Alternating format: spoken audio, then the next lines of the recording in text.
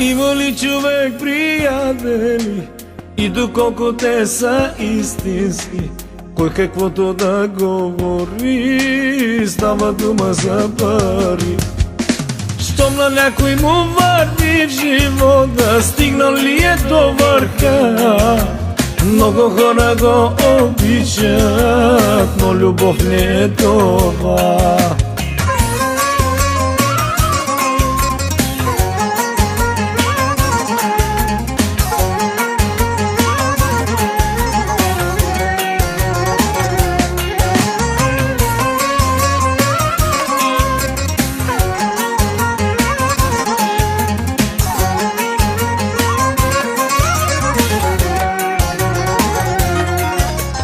Има ли човек приятели и доколко те са истински, по един единствен начин може да се провери.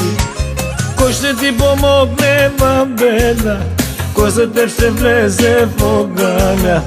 100 приятели да има, ще избягат на мига.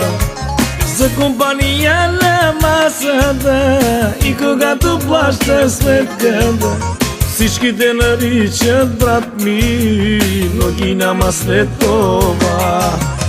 Даже телефона си не дигат и потъват към земя.